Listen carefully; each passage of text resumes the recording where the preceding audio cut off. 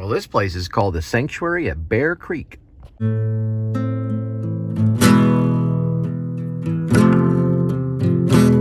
Please subscribe show, YouTube. Cole Spivey. That was good. That was real good. So it's not soliciting. It's absolutely no soliciting. Absolutely.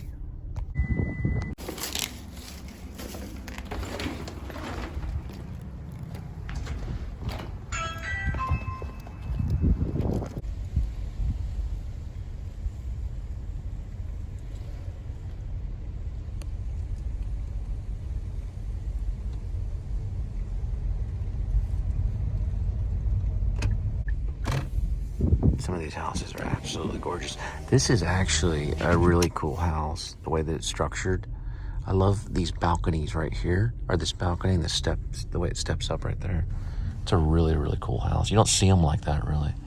It's got a very unique flair to it.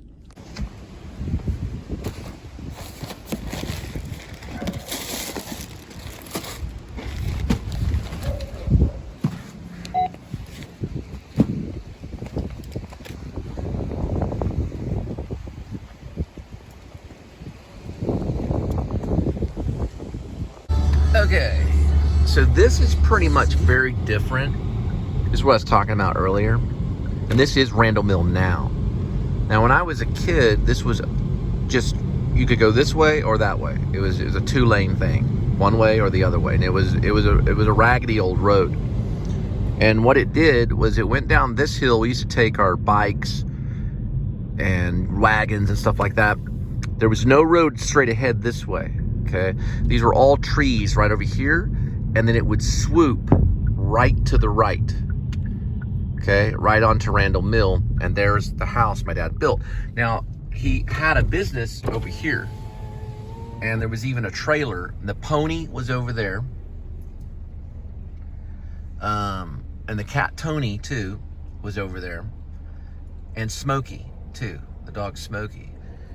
And my mom and my dad lived there. They lived together. It was before the divorce. My sister was with us. And then right next to there was the business that he created. And they built this house right here by hand. He was the architect behind that house right there from the very first brick that was laid. That gate wasn't there too. That's a new gate. I think that was built. Or I mean, he may have brought in the iron gate. But anyway, that was it. And this was my friend Ryan's house right next door, Ryan Cox. It was the Coxes that lived right next door. I think he ran off to California. I'm not really for sure. He had 3 brothers. But this is Randol Mill. This is all kind of relatively the same direction, though, how it curves here. My other friend lived in a trailer down this way. And a bike. He had a bike, like a BMX bike kind of thing. We used to bike around this area. But that's the area that I was talking about. It was at night, though. And I vlogged it during the day, I think, a few times.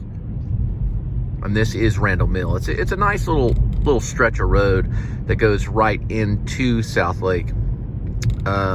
Into kind of maybe like a little business district eventually, which is known as Salona. But it doesn't lead right to it. You have to go down the other road, I think, off of Dove or something like that. But this will lead, I think, to Dove, if I'm not mistaken. And this is Randol Mill. And I think one time I saw a Doberman Pinscher in that yard right there when I was taking my bike. My bike fell over, and I think it was like a Doberman Pinscher that lived there that we were kind of afraid of. And this road was still like it's a two-lane road. It was relatively like this, not as, you know, it was more rocky, more gravel. It's old. You know, you got to realize all these houses were not even there back in the early 80s. None of this was here. It was all just woods. And all of this is new development from IBM. IBM came in probably in the 80s and started setting up. And like you would have friends that their dads were computer geeks all the time. Like a lot of my friends, their dads were probably one of the founding members of IBM that had come here. And it was a remote area. It was good for IBM to be in a remote area, you know, for security and a lot of other reasons. And IBM built pretty much all of this, you know. It became kind of not a Silicon Valley. I wouldn't say that because that's California.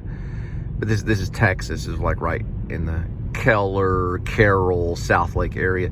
But it became known as an area where computers were developed. There were think tanks and there were computer engineers, and it was all coming right out of IBM. And IBM located right over here, where it was there for many years. And many millionaires began to basically pop up. None of this was here. This was all just woods when we were younger. And there was the Hunt property, which we would run around all day on. And this was part probably of the Hunt's property, which was mostly like cattle and stock ponds and hay. None of this was here. This was all just one lane that went right into Dove. But we would ride our bikes as far as over here, as Peytonville Avenue. I don't know if that avenue was there, but this road was. This road led to the main highway, which is over in this direction, which we're headed to, which I believe is 114. And I think it was a farm 114 when we were younger. Now it's a major highway, or it's part of the major highway systems set up. And it was, it was a lot of fun to have this much land to roam, or at least to be around. There would maybe be occasional horse trailer or occasional horse or cattle shed or something that would pop up every once in a while down these trails, and we would just get lost in it all day long. And we would hike on these trails from morning and until night. And one time we scared my mom, and she had to call, the police, and they went looking for us. And we showed up because we always knew our way back. We always found ways to memorize where we were. And this would probably be coming out of the woods here to where 114 is. Now this has all been developed. It's amazing. And Carroll was developed as one of, the most successful football teams in the nation. When we were younger, they were starting off. The coaches were probably paid pretty poorly, just like Keller coaches were paid minimum amounts and stuff. Now Carroll, if you're a football coach for Carroll, you're probably getting six figures or more, probably $200,000-$300,000 a year or something like that. Who knows? But this is amazing that it's developed to this degree. I used this song one time in a little short that I made. Little kind of student film with one of my cousins. Yeah, REM's It's the End of the World as You Know It, But I Feel Fine. That's probably one of the all-time great songs of the 90s. It's real windy, so I'm gonna go ahead and cut right here. Okay, yeah, I can redo it. One thing, she had to chase me down and get the right one because she had the wrong order, but she found it, so that was good. And what I have to say to that lady that packed the wrong order, and what I have to say to that lady that stapled it with another person's order but put the wrong ticket on the wrong order, then ran after my car, is first, be careful when you're running out of the restaurant that quick. It's only food, for one thing, because they may have liked the other order better. And second of all, it's the end of the world as we know it. It's the end of the world as we know it. It's the end of the world as we know it. And I feel fine. 6 o'clock, TV hour, don't get caught, porn, toss, slice and burger, return, listen to yourself, turn, walk into your uniform, and blah, blah, blah, blah. I only know like segments of the song, but I remember that part. Leonard Bernstein. Oh yeah, that's right, Bradley Cooper. Brings me back to Bradley Cooper. A lot of things go full circle. He's going to do a whole bio on Leonard Bernstein. Or Bernstein. I think it's Bernstein. But he's going to do a whole bio on it. Oscar nod. Probably going to be an Oscar nod. Where is that gone anyway? I'm going to look on the Internet Movie Database. I follow him. I'm secretly, don't tell anyone, but secretly I'm a Bradley Cooper fan because I went to the same school, grad school. But that's the only reason. Because I went to the new school back in the real new school days when the actor studio was at the new school. But I'm a fan of him. I think he's pretty good. I think he did good with the Clint Eastwood stuff. He just got some nods there's some Oscar nods going on right now. Again, he's got a lot of nominations, which makes me pretty envious. And anyway, he got one. He got some from the P.T. Anderson thing, which is licorice pizza, I think is what it's called. Now, I don't know 100% if Bradley got the nomination for licorice pizza, but it would be like what's it called? Best supporting. It'd probably be like a best supporting. I think it's a comic role. I don't know. I heard there's other critics are saying that he's probably going to get a nomination for that. When are the Oscars? When the Oscars are coming up, I want to find out about the Oscars, because I watch the Oscars kind of like people watch the Super Bowl.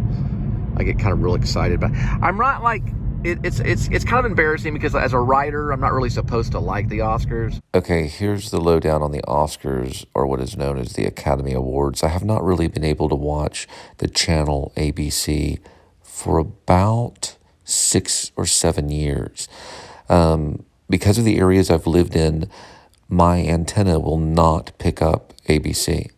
So a lot of times I have to watch the Oscars online, or I have to watch them being live streamed through the internet. I don't know why it's been this case, but it has been. Supposed to say bad things about them, but I think we're past that phase. If you're a dork and you like that kind of stuff, and it's entertaining kind of stuff, and you want to watch it, then that's what you do. It's not that bad you're not that commercial. Like back in the 90s, you would never admit that you liked watching the Oscars or the Academy Awards if you were like an actor or at least the late 90s or going into the 2000s. Because a lot of people would accept the award. Like even like Quentin Tarantino went up there and it was really kind of snooty. Like, I don't agree with this. I don't agree with any of this, but I'm going to take the Oscar anyway. Thanks a lot. As for Pulp Fiction, that was like in the early 90s. There was a lot of bad rep going on about the Oscars. There was also some protest going on. There were actors' equity protest and stuff like that. So there was a lot of writers that were getting dissed. They weren't getting paid right because mediums were changing, and we were becoming more of an internet kind of based society, or internet based entertainment. So writers were getting dissed big time. So there was a lot of protests going on. So it wasn't cool to go up and accept an Oscar and be like really excited about it. And that's why when Quentin Tarantino accepted for Pulp Fiction, he was kind of snooty about it. And it didn't fit him very well. He won. He deserved to win. Pulp Fiction was brilliantly written, the dialogue especially, mostly because of the dialogue. But then again, plot structure was all over the place. But he did deserve it, of course. He's an original writer. But he wasn't real pumped. You're like, oh man, I'm so excited. Now, of course, if he wins again, the Oscar, because of people like maybe Adam the Woo or other reporters, or if you want to call them reporters, have come to terms with it's okay to like something commercial. It doesn't really necessarily make you dorky. Like it used to be dorky to be commercial or to like something commercial. You were not to like commercial stuff. You were like, oh, that's commercial. It's too, and you still kind of relatively are that way. Like how Scorsese sees Marvel films, that's a non-commercial kind of approach, or at least an independent approach to artistic work that's in film and media, or at least film. He doesn't feel that it's even cinema, and it probably isn't. But so it's cool to look at.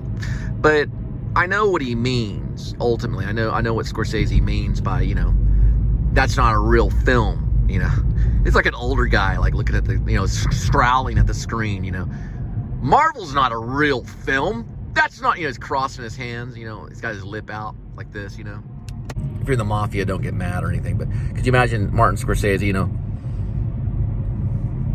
No, he'd be going like,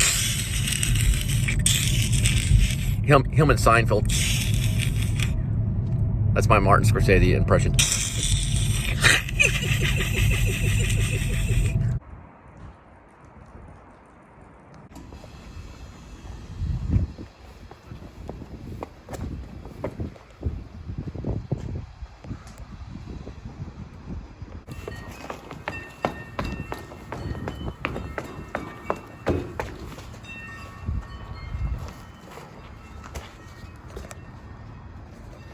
Must be trash day.